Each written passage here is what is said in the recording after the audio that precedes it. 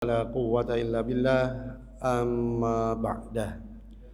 Hadratal mukarramin wal muhtaramin, akhsu bi dzikri Bapak Ketua DKM Masjid Khairul Ummah, Bapak Hanifan beserta jajaran. Wa akhsu bi dzikri para guru-guru kita yang ada di wilayah sini, wabil khusus yang hadir di dalam majelis ini, para sesepuh, tokoh masyarakat, pimpinan kita, Bapak-bapak RT, Bapak RW, Bapak-bapak al-hadirun rahimakumullah. Bagaimana Bapak-bapak kabarnya di malam hari ini, baik dan sehat? Alhamdulillah. Baik Bapak-bapak, malam hari ini kita akan melanjutkan bahasan mengkaji kitab Mukasyafatul Qulub, masih pada bab fi bayani dzikril maut, bab menjelaskan atau penjelasan tentang kematian. Sekarang masuk pada perkataan wa kana Rabi bin Khutsaim. Sebelumnya perkataan Umar bin Abdul Aziz minta dinasihati oleh para ulama. Sekarang perkataan Imam Rabi bin Khutsaim, ini apa yang beliau lakukan, Pak? Qad hafara qabron fi darihi. Banyak sekali nyamuk, Pak. Qad hafara qabron fi darihi. Imam Rabi bin Khutsaim, sesungguhnya beliau waktu hidupnya dulu telah menggali lubang kuburan. Telah menggali lubang kuburan. Di mana digalinya? Fi darihi. Fi artinya di dalam. Dar artinya rumah. Hi artinya nyah. Jadi di dalam rumahnya. Gak main-main ini, Pak. Orang-orang soleh tempo dahulu untuk mengingat kematian sampai berjibaku rumahnya, orang-orang dihias dengan berbagai macam ornamen atau bentuk apa gitu ya, yang menawan menarik. Beliau malah menggali lubang kuburan di dalam rumahnya. Untuk apa? Fakana yanamu fihi kulla yaumin marrat. Beliau setelah lubang kuburan digali, kemudian kalimatnya presenten di sini, Pak. Jadi terdeteksi apa yang beliau lakukan. Bukan untuk dikeramatkan. Bukan. Di Mustika Jaya ini ada orang pendatang jadi ustadz, kemudian bangun masjid, musola, kemudian memang ustadz dukun lah kalau bahasa saya gitu. Jadi dia radar, kalau dalam ilmu kanuragan itu meradar, Pak. Di radar ada getaran. Jadi ngerasa ada orang besar di sini kuburannya, sehingga di teras masjid itu dibuatkan kuburan. Sekarang ada kuburan itu, Pak. Sedang warga di situ menolak. Tidak pernah ada kuburan di sini sejak kami kecil, sejak kata kakek nenek yang ada di situ. Nah ini bedanya orang-orang tempo dahulu beragama dengan tempo sekarang, gitu ya, Pak. Jadi ada temponya tuh. Sekarang kita ini, Pak, sebenarnya kesalahan kita ini pada definisi kalau kita mau jujur. Kalau kita mau jujur ini kesalahan terletak pada definisi. Mau berbuat apa aja, Pak, kalau definisinya salah, salah pasti. Dijamin 100%. Mau ngapain aja kalau definisinya kita nggak paham atau mendefinisikan kita salah, dijamin salah amalannya. Dijamin itu, Pak. Itu rumusan pasti itu. Jadi kita beragama itu jadi seperti ini. Nah di sini Bapak, beliau ini Imam Rabi mendefinisikan mengingat kematian itu dengan wujud dibuatnya lubang kuburan, bukan untuk dikeramatkan, tapi apa kemudian beliau yanamu, tidur di dalamnya, marot, setiap hari berulang kali turun ke dalam lubang kuburan itu dan tidur. Jadi tidurnya itu bukan di atas dipan yang terbuat dari kayu, dari emas atau mungkin dari batu, tapi di dalam perut bumi tidurnya. Mau tidur siang, mau tidur malam, berulang kali. Pokoknya beliau kalau dalam rumah istirahatnya dalam lubang kuburan. Nah, luar biasa ini Pak. Kalau seperti ini definisi yang apa Pak? Betul. Ya artinya lubang kuburan kosong, ya kemudian tidak diada-adakan, tujuannya dzikrul maut, mengingat kematian, ya maka apa yang terjadi? Membentuk yastadimu bidzalik dzikrul maut, ya. Jadi muncul rasa ya ingat dengan kematian. Kalau seperti tadi itu keramat, ya apa yang terjadi akhirnya Pak? Ya yang terjadi itu melenceng, ya melenceng. Ya ustadznya kekeh, ya kemudian warga kekeh pada posisi masing-masing, gitu ya. Sampai sekarang ada, ustadznya udah tiada. Ya, kalau tidak salah dikuburkannya di depan SMK 9 itu kalau tidak salah. Saya pernah lihat di batu nisannya.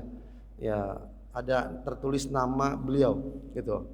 Nah, jadi Bapak, kita harus luruskan definisi agar perbuatan kita ini bagus, mantep ya. Termasuk nih kalau mau jujur sekarang, tarhib Ramadan. Ya, jangan kaget kalau Ramadan nanti orang pada ngabuburit. Ya, betul ya. Coba lihat nanti hari Sabtu, insya Allah kalau sesuai kalender tanggal 2 April puasa. Coba lihat nanti menjelang maghrib hari Sabtu, jalan-jalan penuh nggak? Ayo coba lihat nanti. Karena apa? Mendefinisikan tarhib Ramadan itu jauh dari akar. Sekarang tarhib Ramadan perhatiin, euforia, motor, konvoy, seterusnya. Ilmunya, ya Pasma tadi ikut konvoy? Enggak. Siapa yang ikut tadi? Siapa yang ikut konvoy? Ikut? Ikut? Nah, nih tarhib yang benar. Iya. Sekarang saya mau nanya nih, ini tarhib yang benar nih. Ya, ini tarhib yang benar nih. Ya, Kang, syarat wajib puasa sebutkan. Ini tarhib yang benar nih, tarhib Ramadan yang benar. Syarat wajib puasa apa Kang? Ngeng ngeng ngeng ngeng ngeng ngeng ngeng ngeng ngeng ngeng ngeng ngeng ngeng ngeng ngeng. Nah, ya kan ngap-ngapan kan. Ya kita ini bapak-bapak jujur Pak, jujur kita ini semakin tua harus semakin meruncing, ya semakin meruncing, semakin berpetuah, ya jangan asal-asalan, euforia, ya jadilah Pak Abu Dzar Al-Ghifari, orang yang siap menyendiri semakin tua, bahasa tapa berata kalau orang Hindu gitu ya, untuk mencari jati diri. Kalau waliullah ada yang pura-pura gila. Ya untuk mencari jati diri, sebenarnya diri saya di dunia ini untuk apa gitu. Ya kalau kita mau ngadain gerakan untuk apa? Nah ini Bapak, mohon maaf ya inilah karakter saya Pak. Karena saya pengen umat ini bangkit, umat ini maju. Jangan kerja sekena-kenanya, jangan berbuat seadanya dan seterusnya. Ya termasuk Bapak, alhamdulillah sound system udah bagus untuk Ramadan. Ya tinggal karpetnya nanti nampaknya ini Pak AC berasa dingin sekali nih. Udah mirip di Masjid Nabawi ini. Ya mirip dinginnya maksudnya. Ya. Dingin betul Pak. Ya apa geged kalau bahasa orang Ciketi itu geged. Ini kalau orang kampung sholat di sini Pak sekali doang udah. Ya besoknya di masjid yang lain aja. Ya pada biduan. Biduan tuh gatal Pak. Kalau terlalu dingin juga nggak sehat gitu. Jadi disiapin. Pokoknya seksi ibadah betul-betul korek. Persiapan Ramadan. Sound system udah oke, conteng. Ya. Kemudian AC udah oke. Kalau satu dihidupin cukup atau tidak? Orang banyak harus berapa AC? Ya conteng gitu. AC-nya udah dicuci atau belum? Ya conteng gitu. Dan seterusnya. Oh begitu Pak, prima betul. Ya khairul ummah. Ya sebaik-baiknya umat. Baik. Nah jadi Bapak ini definisi dari Imam Robi bin Husaim udah benar. Beliau gali lubang kuburan bukan untuk nakut-nakutin orang, bukan untuk supaya dipandang oleh orang, tapi beliau setelah menggali sendiri di dalam rumahnya juga tidak diperlihatkan orang banyak, tercatat dalam kitab. Kenapa? Karena beliau orang soleh. Ada kemudian yang bertamu dan melihat apa yang terjadi dalam rumahnya, maka ditulis dengan tinta emas. Maksudnya apa? Dalam sejarah yang begitu manis Pak, dikenang. Sampai Imam Al-Ghazali menulisnya. Beliau tidur setiap saat berulang kali. Untuk apa? Yastadimu itu mendawamkan, agar senantiasa beliau ingat mati dengan tidur tersebut. Itu Pak ya. Wa kana yaqul, kemudian beliau pun berkata Pak, lau faraqo dzikrul maut qalbi sa'atan wahidatan la fasida. Kalau hatiku Pak, kata beliau nih, kalau hatiku, kata beliau, lupa mengingat kematian sebentar aja, ya sebentar aja, niscaya rusak hatiku ini. Tuh ya, jadi Bapak betul-betul dirinya ditempa ya mengingat kematian dengan lubang kuburan. Ya kalau lubang kuburan begitu Pak, ya belum turun aja ke dalam lubang kuburan, kita udah ngerasa di situ nanti tempatku gitu. Tapi kalau kita membentuk kuburan itu kemudian dijadiin keramat, sebaliknya ada kesaktian di situ. Bahkan bisa jadi setiap masuk rumah nggak bisa jalan, bisanya kayak ngadep ke depan raja gitu, ya merangkak. Nah ini kan ya biasa gitu Pak, orang mengkeramatkan sesuatu kadang-kadang sampai ya, seperti itu. Kepada Allah saja dia tidak sujud, kepada kuburan dia merangkak. Itu padahal yang memberi segala sesuatunya adalah Allah. Itu Pak. Kemudian waqala Matsraf bin Abdullah bin Syakhir.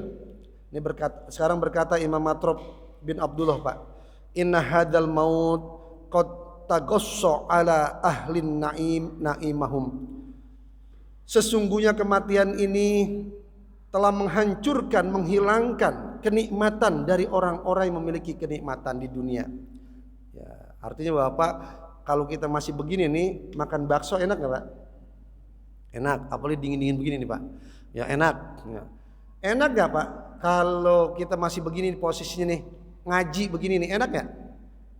Ayo, enak gak duduk begini nih? Enak gak?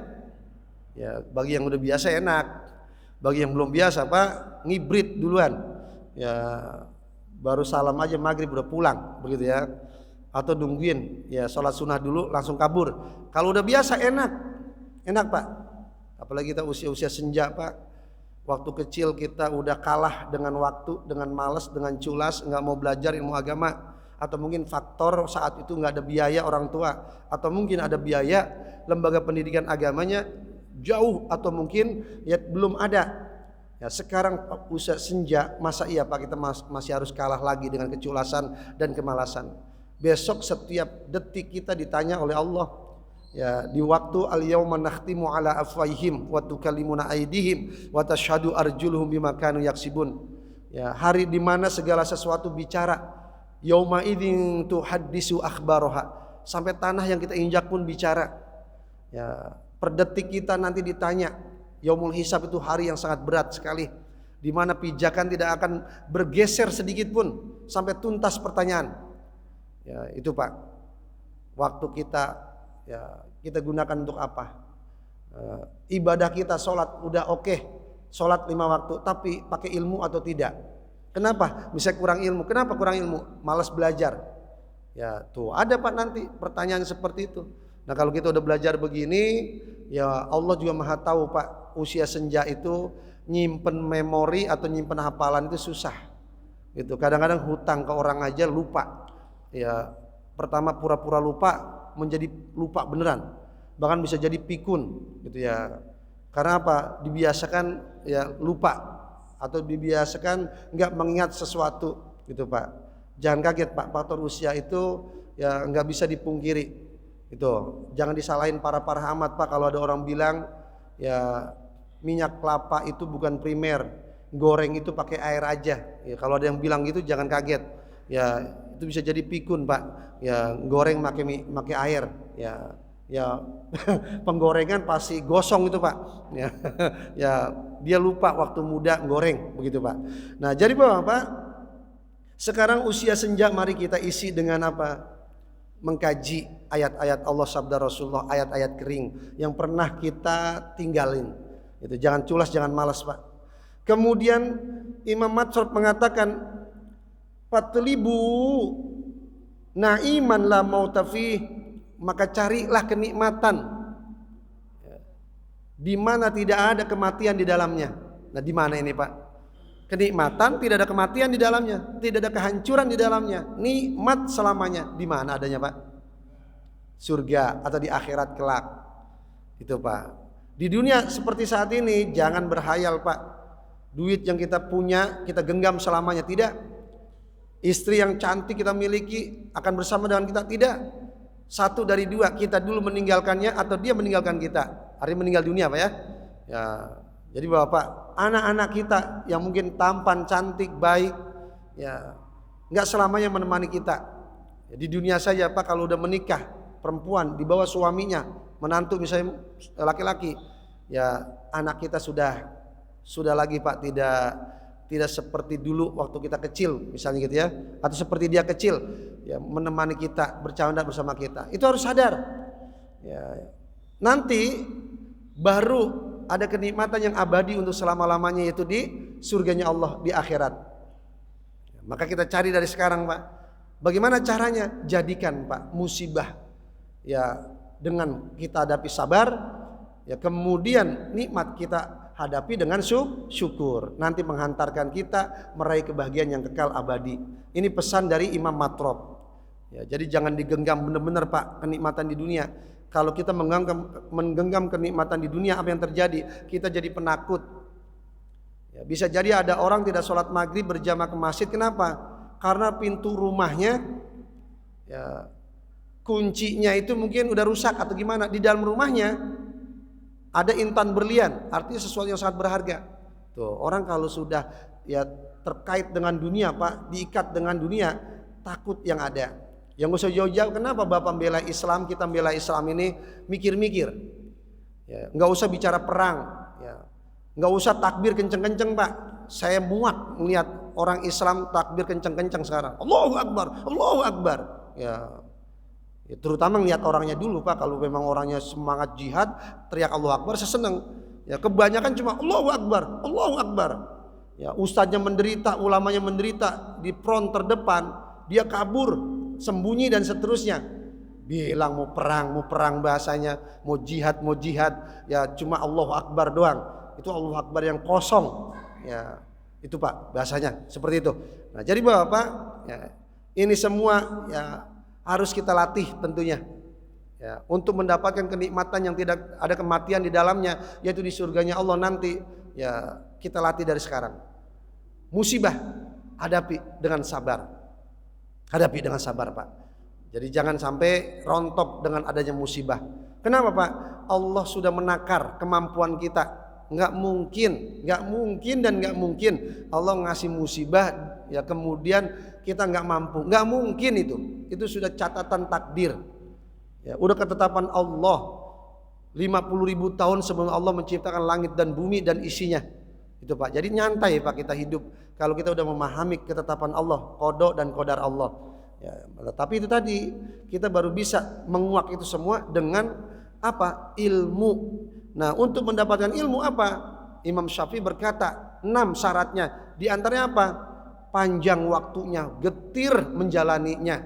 Ya, bersahabat dengan ya guru gitu. Artinya komunikasi intens, bertanya dan seterusnya. Ya, belajar. Ya, jangan juga belajar keseringan belajar dari internet.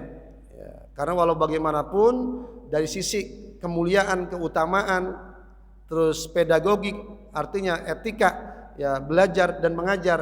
Ya, kalau dunia maya itu nggak mencukupi, Pak. Ya, makanya banyak orang salah kaprah akhirnya ya pinter tapi keblinger karena apa? Belajar dari guru yang dia sendiri tidak mengenal jati dirinya. Ya, kalau mencari guru, Pak, 2 bulan dalam kitab Ta'limut Ta'lim, ya itu disurvei dulu 2 bulan. Itu minimal, maksimal lebih baik. Wah, ini udah pantas nih jadi guru saya. Nah, ketika kita udah mengikrarkan beliau guru kita, jangan coba-coba, jangan gampang-gampang memutus mata rantai. Apa yang terjadi? Keberkahan nanti bisa hilang. Nah, terus apa itu keberkahan? Kebaikan yang bertambah. Artinya apa? Pak, ilmu sedikit, kalau udah berkah itu yang mantap. Ya. Ilmu sedikit, berkahnya mantep, dah top. Apalagi ilmu banyak, terus berkah, luar biasa. Kadang-kadang Pak, orang nyari ilmu banyak sekali, ya. Tapi kemudian pas di masyarakat Pak, dia bingung menyampaikannya. Ya, ini saya baru ketemu Pak dengan seorang teman alumni Gontor, adik kelas saya, curhat, Ustadz, saya disiram sama istri saya dengan energen. Ya, jadi energen Pak itu ya, yang di gelas tuh, ya disiram ke kepalanya gitu. Ya saya Pak, ya dengar begitu langsung, dalam hati saya. Ya terus saya dengerin dulu. Di sana Pak di Gontor, jenius betul itu anak. Ya di Gontor itu nggak ada kelas A Pak, kelas B sampai Z. Itu B itu udah paling tinggi, itu paling pinter. A nggak ada di sana. Nah, jadi kelasnya tinggi semua Pak. Ya, pokoknya emang geraknya juga gerak orang pinter Pak. Karakter kayak Pak Habibie itu. Jadi selengean gitu, emang gimana gitu ya. Gitu. Bukan karakter pemimpin memang. Ya, menikah dengan alumni pesantren juga Pak. Jadi ustadzah, lupanya Pak. Ya energen diguyur ke suaminya. Ya ustadzah guyur ustadz. ya itu Pak. Ya. Jadi masya Allah ya luar biasa. Nah kenapa bisa itu terjadi? Ya jadi Bapak ya ini memang ya beliau lemah di otak kanan. Ya di otak kirinya saya kalah, seakui ya kecerdasannya kalah gitu. Dengannya itu maksudnya. Tapi di otak kanan dia kalah dengan saya. Ya otak emosi Pak maksudnya. Ya, jadi Bapak, kita jangan sampai membiarkan otak kanan kita itu nggak terlatih. Makanya bagaimana caranya? Peka dengan kehidupan sosial kita, gitu Pak. Nah, kalau saya rewel tentang apa yang ada terjadi, karena Bapak otak kanan saya sudah dilatih dari dulu, ya. Jadi saya nggak bisa melihat apa yang ada depan saya, terus terjadi kerusakan atau apa, saya diem nggak bisa. Ya, kecerdasan otak kanan sudah terlatih dari dulu, gitu Pak. Nah bagi bapak yang mungkin biarin itu urusan orang, biarin itu ada DKM, biarin itu Pak, hilangkan pikiran itu.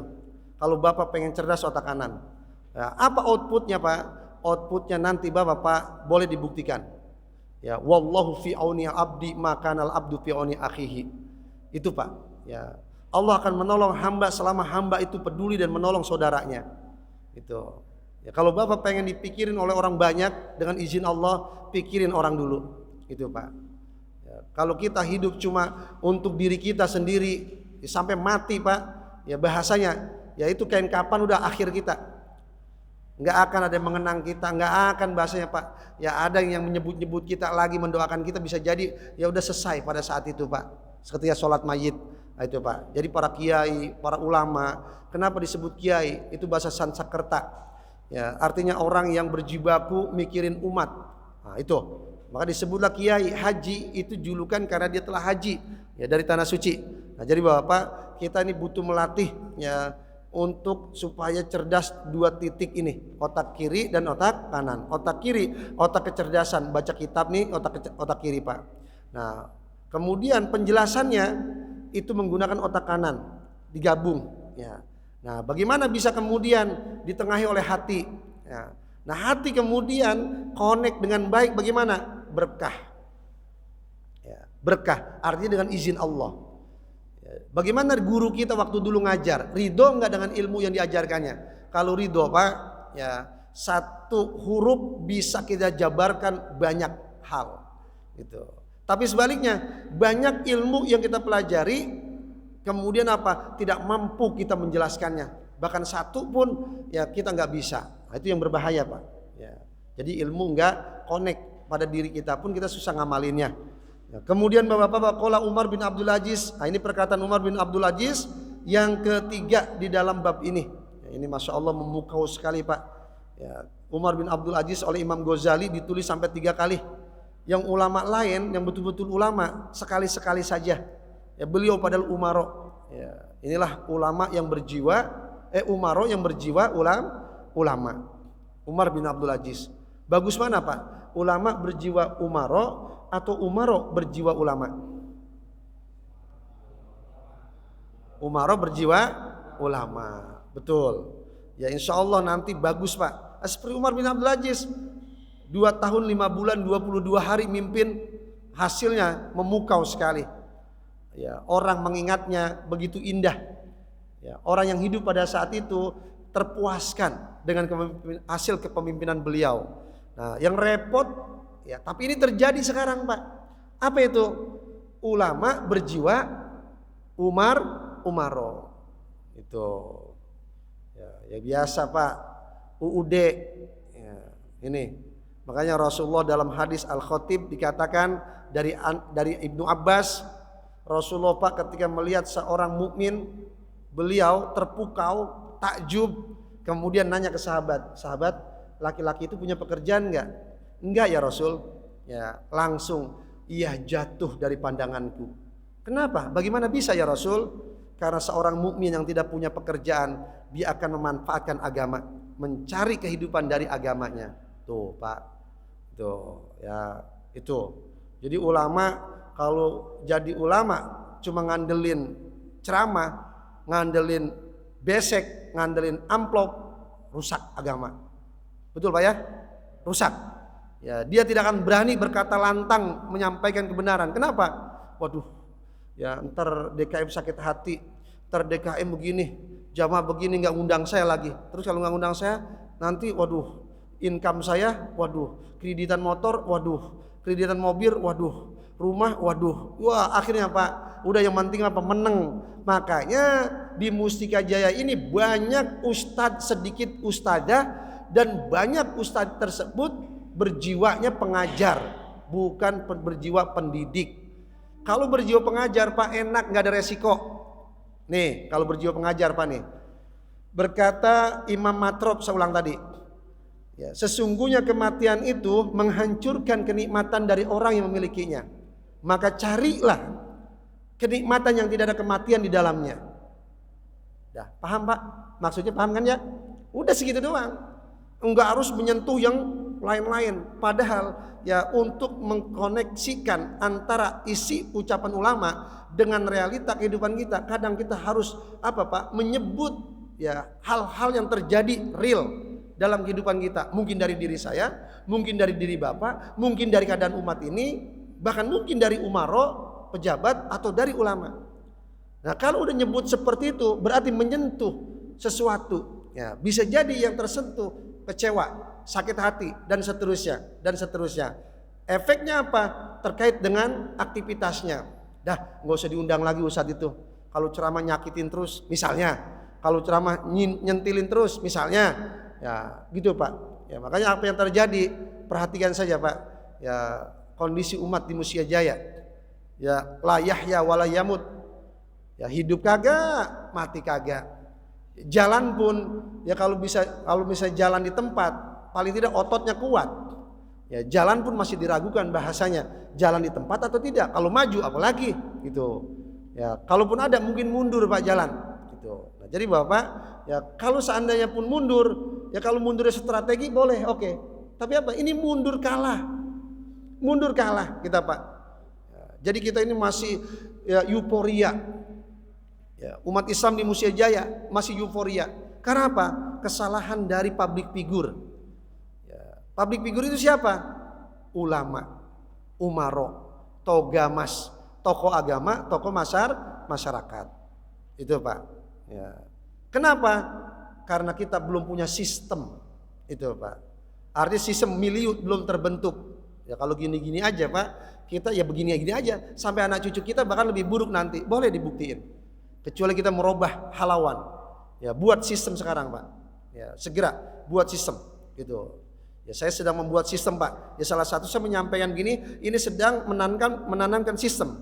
Sistem patennya nanti ya tentunya di tempat yang memang ya bahasanya Pak, ya disitulah saya ya bersemayam, berada betul-betul, punya taring di situ. Ya kalau di sini cuma sekedar imbauan Pak maksudnya. Ya bisa jadi Bapak masuk telinga kanan keluar telinga kiri, atau mungkin masuk telinga kanan waktu ngaji masih ingat, selesai ngaji masih ingat, ya habis sholat isya masih ingat, pas berpisah kita pulang dah lupa. Gitu. Ya seperti itu Pak. Ya, Tapi kalau menurut saya bapak-bapak ini, khususnya para pengurus masjid nih DKM, ini udah bisa membentuk sistem. Kenapa? Milieu sudah dimiliki. Artinya sarana sudah ada. Masjid ini jadikan sebagai apa? Tempat markasnya. Public figurnya siapa? Public figurnya bapak pengurus DKM. Ya bentuklah sistem, itu Pak. Nah, terapkan disiplin dan seterusnya Pak. Ya, mantap dah umat Islam Pak. Gitu mantap ya kalau misalnya ya bapak ya terstruktur, termanage ya gerakannya. Kalau sekedar yang ngikutin ya pengurus yang masa lalu begitu kurang lebih, maka apa Pak? Nanti pergantian begitu keneh itu Pak.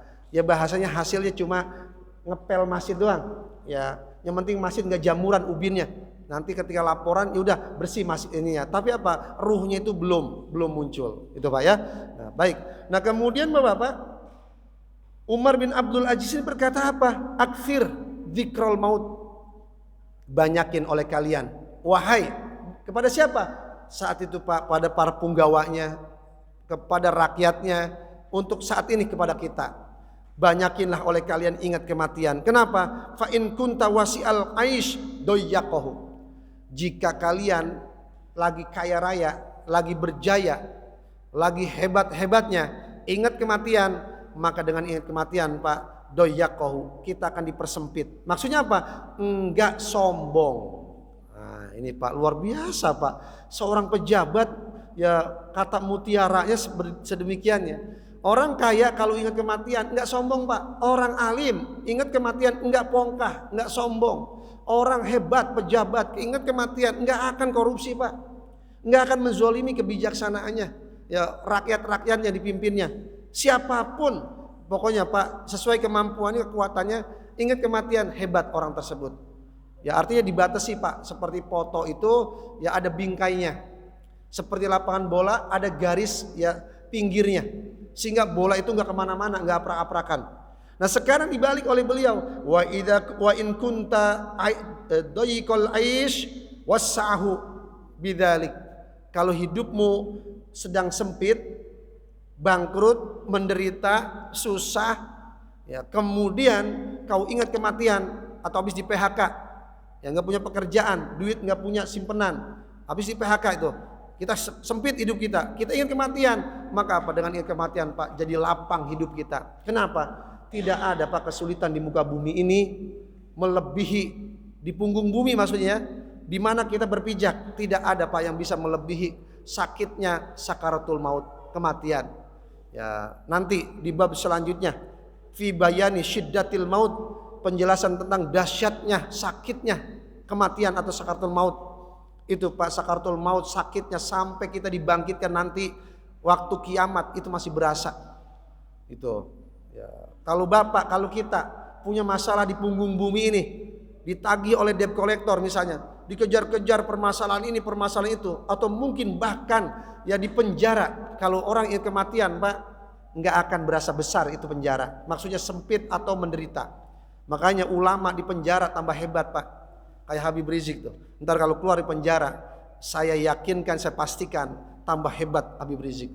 Mentalnya semua udah nggak ada rasa takut kepada Allah, udah mantepnya minta ampun takutnya. Kepada siapapun udah nggak ada Pak rasa takut. Apalagi beliau orang alim. Jadi Habibnya bukan Habib sekedar keturunan Pak, tapi memang betul-betul Habib yang tertempa, ya doktor gitu Pak ya. Ya tambah mantep aja beliau nanti. Boleh diperhatikan. Kenapa? Ya orang Pak ketika udah ingat kematian ditaruh di penjara, ya cemen penjara ini. Itu Pak, kecil penjara ini. Kalau Kiai Gontor menempa apa? Kalau di Gontor itu Pak ada bagian-bagian, ada sekitar 30 bagian. Jadi kelas 4, kelas 5, kelas 6 menangani ya itu bagian itu koperasi, material, bagian kesenian, pendidikan, bahasa, ya semua ada semua. Nah, nanti suatu saat dipindah Pak dari material, dari bagian basah ke bagian kering. Ya, Kiai selalu berpesan, kalian jangan takut dimutasi. Mutasi terakhir manusia adalah kuburan. Itu selalu terucap kalimat itu. Ya selalu. Ya, artinya apa? Kalau pejabat kan biasanya kalau dimutasi dari bagian basah, misalnya dari kepala jadi anak buah, ya jadi nggak enak body, ya mungkin kesejahteraannya berkurang dan lain sebagainya. Ya. Nah jadi Bapak, orang kalau ingat kematian, anggap di PHK, nyantai. PHK itu kecil, nggak punya duit, oke. Istri marah, iya betul. Tapi apa? Belum seberapa. Aku masih bisa bergerak ke sana ke sini. Ya kalaupun mungkin belum hasil hari ini, besok dan seterusnya. Kalau udah mati, ya boleh Bapak kita gambarkan. Kita sering nganterin mayit ke kuburan. Ya tidur di tempat yang begitu sempit bahasanya. Dibaringkan di tempat yang begitu sempit. Dibungkus dengan kain kapan. Diikat, diuruk dengan tanah. Diplester bahkan atasnya dengan semen dan pasir dan seterusnya. Artinya apa Pak? Detik-detik itu Pak, detik yang sangat sulit. Di dunia ini tidak ada Pak yang melebihi kesulitan daripada detik sakaratul maut. Pokoknya hebat. Ya, di penjara ulama jadi hebat. Bahkan menghadapi tiang gantungan, ulama apa? Berkata, sebentar lagi aku akan berjumpa dengan kekasih sejatiku. Diusir ulama, ya, seperti Syekh Yusuf Qaradawi sekarang di Dubai. Dari lahir di Mesir, kemudian sekarang deportasi sejak melawan Husni Mubarak dulu. Ya, kemudian tidak boleh pulang ke negaranya meskipun berkunjung sebentar saja, tidak boleh. Ya, karena beliau vokal pada saat itu. Ya, apa yang terjadi? Aku sedang jalan-jalan di bumi Allah. Diangkat jadi ketua ulama dunia, Pak. Malah diangkat derajatnya. Sulit, Pak, memojokkan, menjatuhkan, membuat sempit orang yang takut dengan kematian. Sulit. Ya, makanya Bapak kalau kita pengen menang, ayo dekat dengan Allah. Salah satu caranya ingat kematian. Kalau Bapak pokoknya kita hidup begini-gini aja nih, ingatnya dunia. Apa yang terjadi? Jadi penakut Pak. Jadi penakut. Kemana-mana harus bererot. 10 orang, ya 5 orang. Kalau sendiri, waduh Pak, jadi pengecut, jadi penakut. Kalau seperti itu, udah hadapi, ya hadapi saja. Enggak ada Pak yang lebih berat dari kematian. Masya Allah Pak, Umar bin Abdul Aziz menempa betul Pak. Ya repot Pak hidup kalau kita ya selalu ya dibayang-bayangi dengan apa? Ya takut dengan dunia ini. Gitu. Guru bahasa Inggris saya berkata, belajarlah kamu dari keberanian, niscaya kamu akan berani. Dan jangan pernah kamu belajar dari rasa takut, selamanya kamu akan ketakutan. Itu guru bahasa Inggris saya Pak. Waktu saya belum mengucap bahasa Inggris, kan bahasa Inggris bahasa bohong ini Pak. Ya tulisannya ya OC ya ya tulisannya apa misalnya Pak ya use ya use gitu ya use use tuh ya bahasa bohong Pak ya kayak Amerikanya ini pembohong ya. Nah jadi Bapak ya kita harus berani menaklukkan rasa takut kita Pak. Dengan apa bagaimana caranya? Ingatlah kematian. Kalau kita udah ingat kematian Pak, insya Allah ya katanya gelap, katanya angker, katanya iseng, nggak akan Pak. Ya kita bisa ditakutin. Jalan ke tempat itu. Kalau hati sudah berani Pak, udah oke, nggak ada Pak di sana yang terjadi sesuatu. Yang membuat kita ini ketakutan Pak. Memang setan senjata pamungkas apa? Waswasil khannas. Was takut bahasa Indonesianya, khawatir. Setan selalu menang Pak ngelawan kita ngadepin kita karena kita belum tahu senjata pamungkas setan adalah rasa khawatir dihembuskan. Kalau kita udah sadar ini senjata pamungkas setan, lawan. Saya nggak takut. Insya Allah Pak. Ya bismillah. Ya, apalagi dengan nama Allah diawali gitu Pak. Kemudian waqala Abu Sulaiman Ad-Darani berkata, Abu Sulaiman Ad-Darani qultu li Ummi Harun. Kata Abu Sulaiman Pak, beliau berkata kepada Ummu Harun, saya berkata ke Ummu Harun, artinya saya bertanya ke Ummu Harun, atau hibbinal maut, hai Ummu Harun, apakah kau menyukai kematian? Itu pertanyaannya Pak. Ya, orang-orang dahulu begini Pak, orang-orang dahulu begini, kepada ibu-ibu pun nanyanya luar biasa. Ya kalau kita kan sekarang, pertanyaan tadi bagaimana Pak? Apakah kamu suka kematian? Itu pertanyaan orang dahulu Pak, orang-orang soleh tempo dahulu.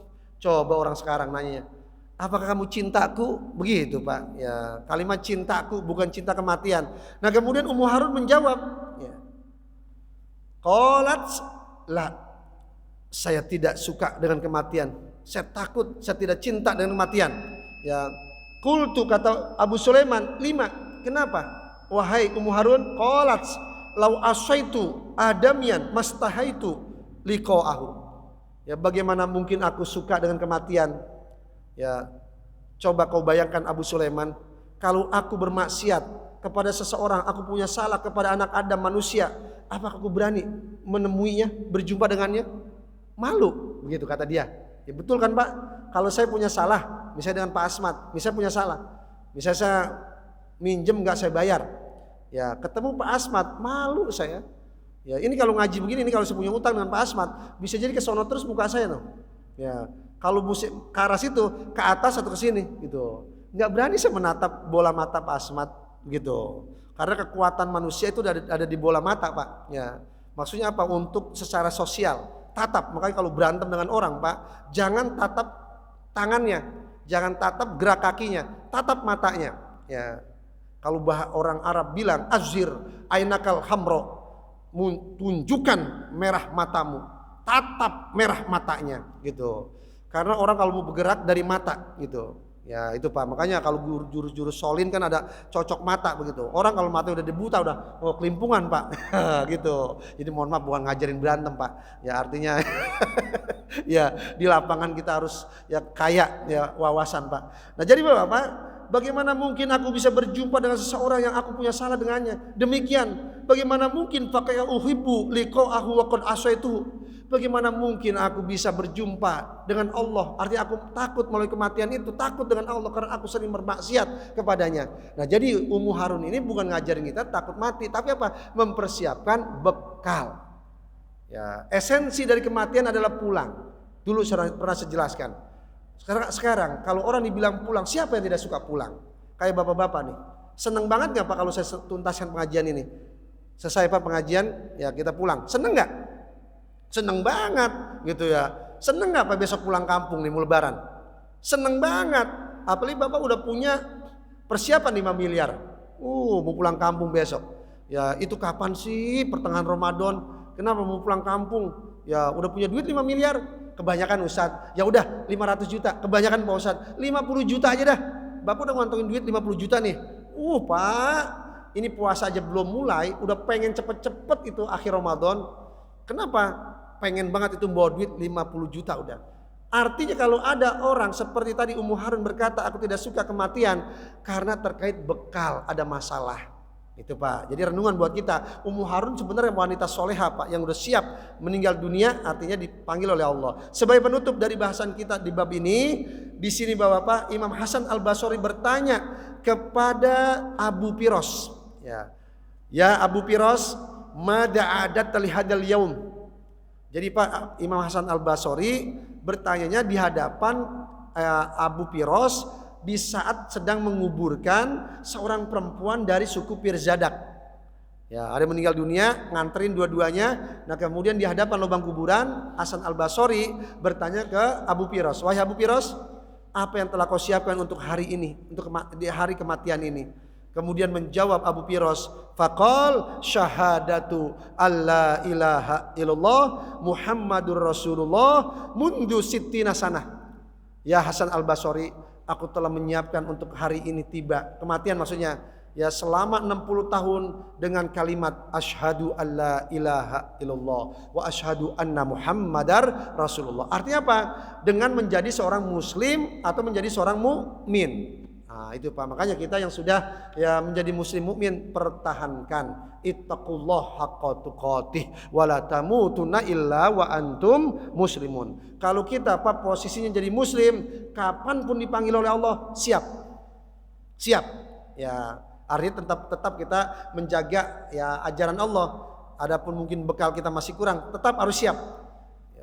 Terpaksa atau tidak terpaksa kalau bahasa ya awamnya kebanyakannya. Kenapa? Umat Islam Pak dipastikan akan masuk surga semuanya. Umat Rasulullah gitu ya akan dipastikan masuk surga semuanya. Jadi kita harus siap saja sudah. Ya kalau kita dipanggil oleh Allah kapanpun, bagaimanapun, dimanapun, jangan takut. Ya nanti karena mungkin takut, aduh saya nggak mau mati di kampung orang. Akhirnya apa Pak? Nggak mau kerja di rumah terus. Ya betul Pak, mati diracuni sama bini bisa jadi itu Pak. Ya atau nggak dimasakin. Ya krempeng, lapar, mati betulan. Ayo beraktivitas. Kalau memang Bapak harus keluar kota, keluar kota. Ternyata keluar kota di sana terjadi insiden. Nggak apa-apa. Kalau seandainya Allah takdir meninggal, dah di situ memang Allah ya takdirkan 50.000 tahun sebelum Allah menciptakan langit dan bumi. Jadi enak Pak hidup itu melangkah kemanapun. Ya kita enggak bahasanya terikat dengan ikatan dunia. Baik Bapak-Bapak sampai di sini ya bahasan penjelasan tentang kematian. Pertemuan yang akan datang insya Allah kita akan mengkaji tentang penjelasan tentang dahsyatnya, sakitnya kematian. Baik, ada pertanyaan mungkin dalam tema atau luar tema? Bisa dipahami? Alhamdulillah. Terima kasih Bapak. Ya ini menjelang Ramadan, ya kita saling membukakan pintu maaf Bapak secara adami, ya anak manusia, habluminanasnya. Semoga dengan membuka pintu maaf, ya kita di Ramadan habluminallahnya ya pol, artinya maksimal. Ya, dan ini semoga Ramadan terbaik. Diawali dari diri saya minta maaf kalau dalam selama ini ya, dalam pertemuan kita ada ucapan saya, perbuatan saya yang kurang berkenan ya di hati Bapak-bapak, mohon ya dibukakan pintu maaf. Mau memaafkan saya Bapak-bapak? Alhamdulillah, terima kasih. Ya, dan saya pun sama sebelum Bapak-bapak ya, menyampaikan ucapan minta maaf, saya maafkan. Kita saling membuka pintu maaf 0-0. Kita kosongkan ya. Kita kosongkan kesalahan-kesalahan yang ada, artinya kita maafkan. Selanjutnya kita akan berjibaku hablum minallah di bulan suci Ramadan. Semoga kita dipertemukan oleh Allah di bulan suci Ramadan tahun ini dan tahun selanjutnya insyaallah. Baik, mari kita berdoa. Ya Allah, ij'al simana hadza syu'an mubarakan marhuman wa tafruqana min ba'dihi tafruqan mubarakan masuman. Ya Allah, barik lana balligh maqasidana. Ya Allah, iqtimna bi husnil khatimah waj'al akhir kalamina la ilaha illallah Muhammadur Rasulullah. Ighfir lana ya Allah dunubana wal walidina warhamhum kama rabbawna sigara. Ya Allah, ij'al hadil qarya Ciketing Mustika Jaya Bekasi aminatan thayyibatan wa anta ghafur warzuq ahlaha minats thamarat man amana minhum bika wal yaumil akhir wadfana al ghala wal bala wal waba kuruna wal fasya wal munkar waz zalazil waz zina wal riba wal mihan wasu'al fitan ma zahara minha wa ma batan innaka ala kulli syai'in qadir. Rabbana atina fid dunya hasanah wa fil akhirati hasanatan wa qina adzaban nar. Wa sallallahu ala sayyidina Muhammadin nabiyil ummi wa ala alihi wa sahbihi wa baraka wa sallam wa tahiyyatu manil hamdulillahi rabbil alamin. Mohon maaf dan terima kasih. Billahi taufiq wal hidayah. Wassalamualaikum warahmatullahi wabarakatuh.